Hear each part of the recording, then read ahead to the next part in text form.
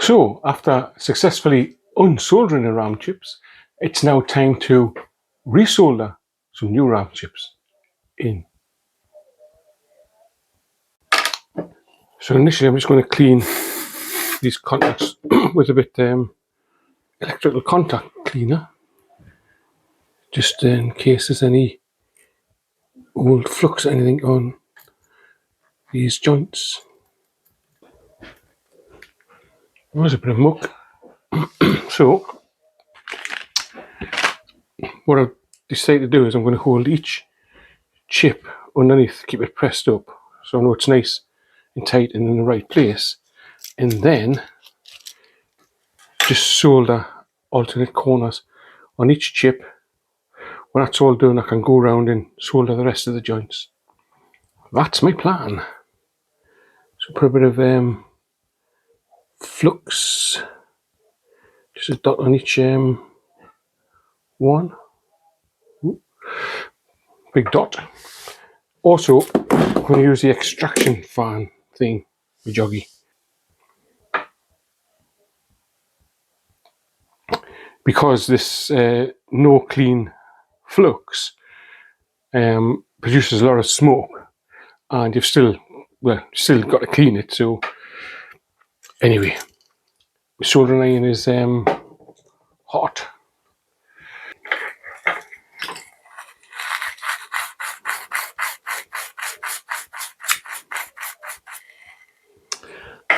Let's put that.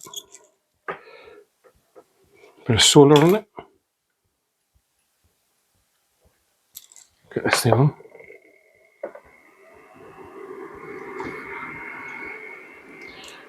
I can't really hold that and do that, can I? No.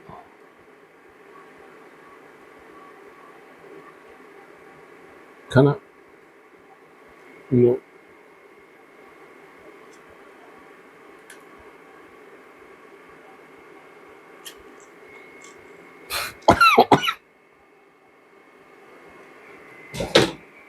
Bollocks.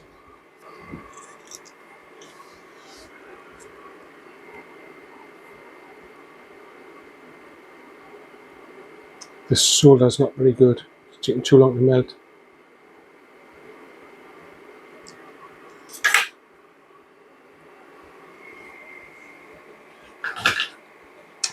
I'll use my thinner stuff, which don't have a lot left. Anyway, that chip is on. Let's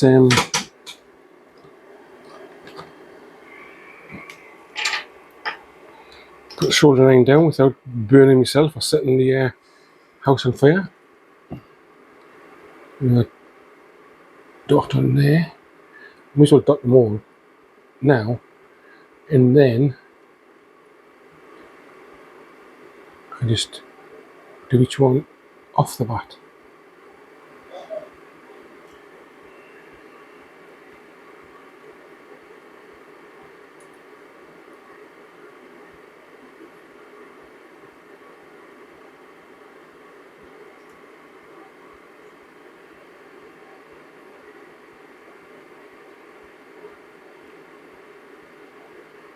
Come on.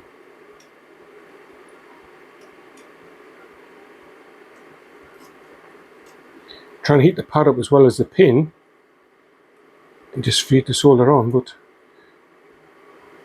perhaps the soldering iron's not hot enough because it's not it's not instant.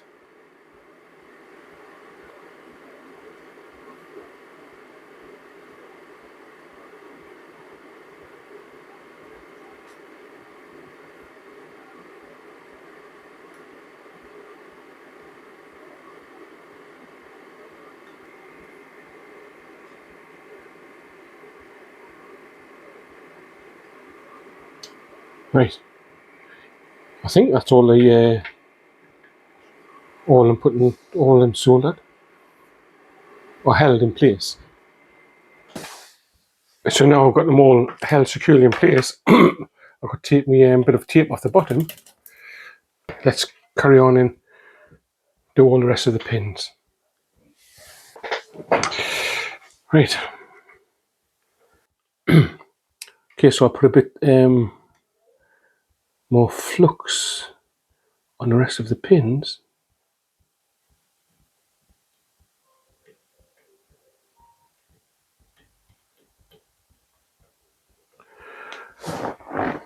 Enough to gas myself, so let's switch the fan thing on back on.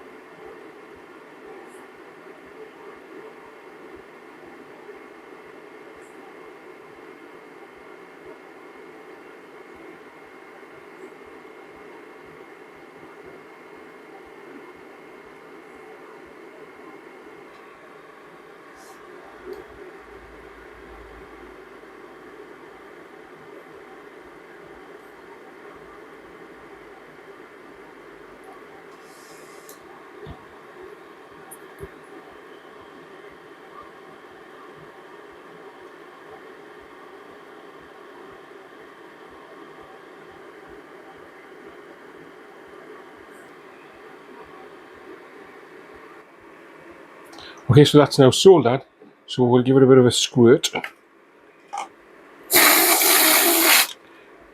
Try and clean some of these pins up again.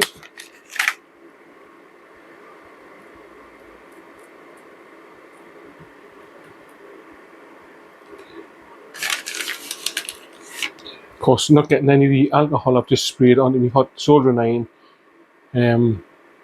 I'm sure that won't be a fire, would it? Alcohol and heat. Gosh, look at this. I've got to check them with the glasses just to make sure that they've all got a bit of solder on them and they all look okay. Looks like I've missed one actually. That one there. Just check there's no others. That one there doesn't look very good.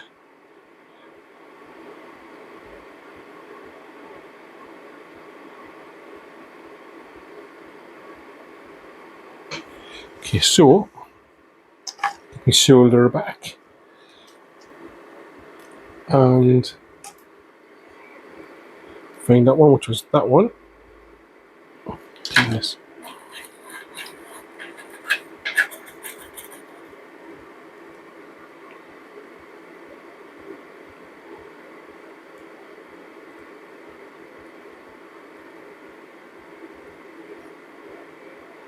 Then which one? Okay.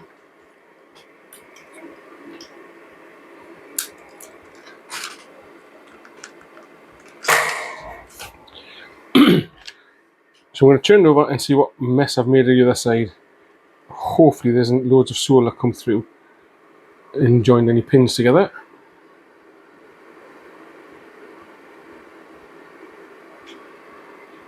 Actually, that looks okay.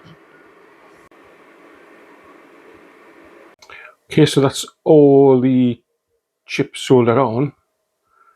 Doesn't look that bad from the top. So hopefully this has now been fixed. Fingers crossed. I can do a quick test now without having to put it back in the case and just see if it works. Okay, so the TV's on. Got this ready to plug in. This is the exciting part because I'm going to plug it in, it's going to work. There we go.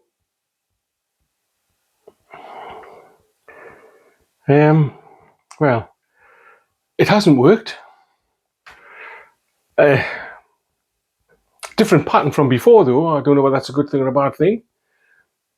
But it was definitely one of those RAM chips was broken. So replacing them hasn't been a complete waste of time, but hasn't got this working. So I don't know what to do next. So there'll be, unfortunately, there will be a part 3 of this. So if you could like and subscribe, I'd appreciate that. And then you can tune in for the next video part 3 for more disappointment.